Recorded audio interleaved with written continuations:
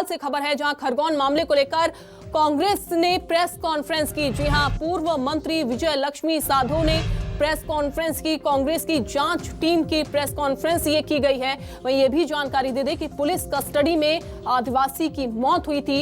युवक की जो मौत हुई उस पर सियासत हालांकि देखने को जरूर मिली है। पुलिस ने युवक की बेरहमी से पिटाई की, ये कांग्रेस की तरफ से कहा गया। जो जांच दल भेजा गया था खरगोन और उसके बाद जो रिपोर्ट पेश की गई और उसके बाद प्रेस कॉन्फ्रेंस कांग्रेस की तरफ से जो की गई, उसमें ये सब बातें कही गई हैं। क्या कुछ बातें कही वो आपको बताते हैं। और कहा है कि पुलिस ने की थी युवक की बेरहमी से पिटाई, हिरासत में युवक को खाना तक नहीं दिया गया, पुलिस हिरासत में युवक की हत्या हुई। वहीं पीड़ित परिवार को एक सदस्य को, जो पीड़ित परिवार है उसके एक सदस्य को नौकरी भी, सरकारी नौकरी दी जाए।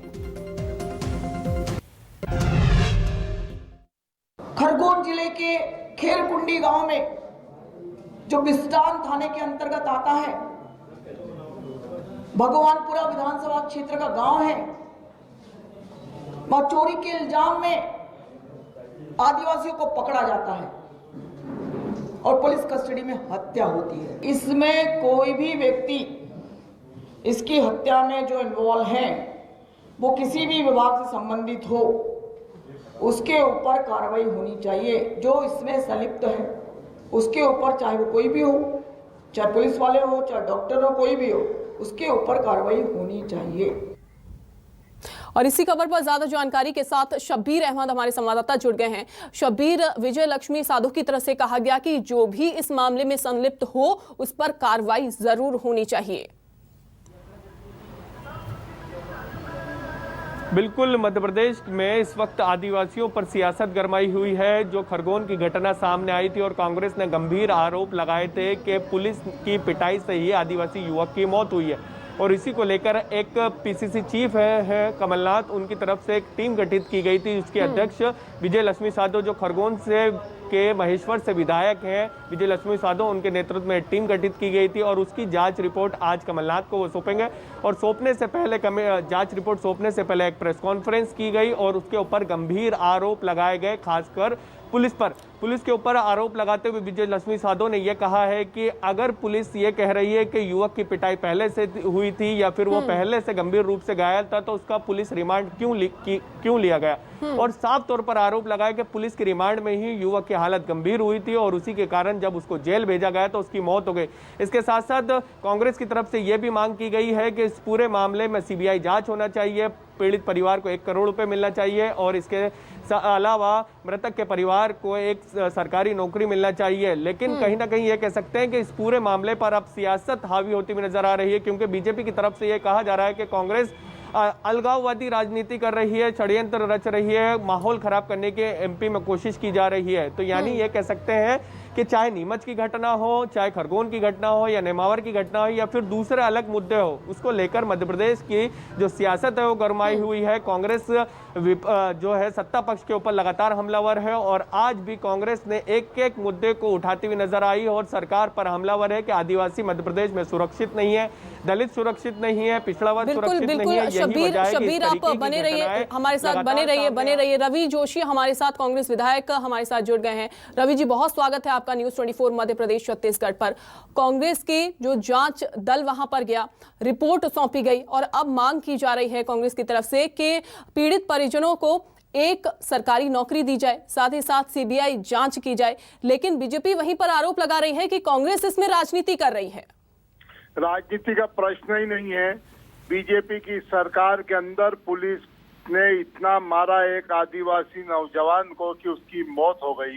हम 1 करोड़ रुपया मुआवजा दें उस परिवार को। उसकी 3 बच्चियां हैं, 2 बच्चे हैं, उनमें से एक को शासकीय नौकरी में दें और उसका जो ऋण हो उस ऋण की माफ किया जाए। और सरासर पुलिस हत्यारी है, शिवराज की सरकार हत्यारी है, नरोत्तम मिश्रा प्रदेश के गृह मंत्री इस्तीफा दे वो हत्यारे हैं। उनकी पुलिस ने जान ली है, आरोप हम लगा रहे हैं।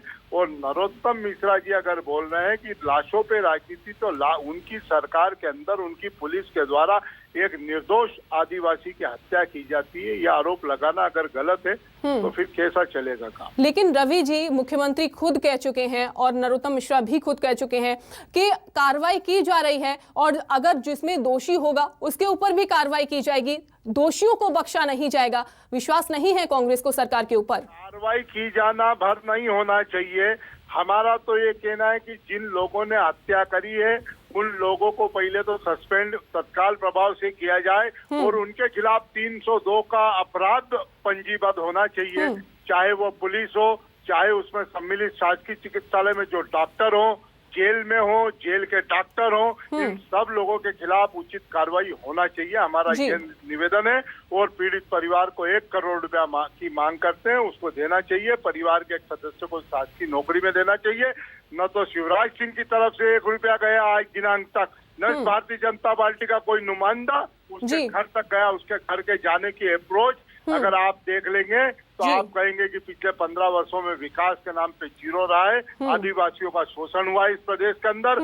आज सबसे ज्यादा पीड़ित आदिवासी, दलित और पिछड़ा वर्ग के लोग परेशान हो रहे हैं। जी जी, शुक्रिया सर जुड़ने के लिए और अपना कीमती समय देने के लिए। शब्बीर, हमारे संवाददाता लगातार जुड़े हुए हैं हमारे साथ ज्यादा जानकारी के साथ। शब्बीर, कांग्रेस की तरफ से कहा जा रहा है कि राजनीति नहीं की जा रही है, लेकिन हमने देखा है चाहे नेमावर की घटना हो, देवास की घटना हो या फिर नीमच की घटना हो, किस तरीके से प्रताड़ित किया गया, युवकों को प्रताड़ित किया गया। हालांकि उसमें युवकों की मौत भी हो गई है। यानी कि ये साफ तरीके से सामने आया है कि किस तरीके से हौसले बुलंद हैं यहाँ पर। बिल्कुल, बदमाशों के हौसले बुलंद है। भोपाल ही की बात कर ली जाए तो पिछले 1 हफ्ते में 3 से 4 से ज्यादा मर्डर की घटनाएं सामने आ चुकी, हत्या की घटना सामने आ चुकी, कई चाकूबाजी की घटना सामने आ चुकी है। इसी से अंदाजा लगाया जा सकता है कि दूर दराज इलाकों की क्या स्थिति है मध्य प्रदेश में।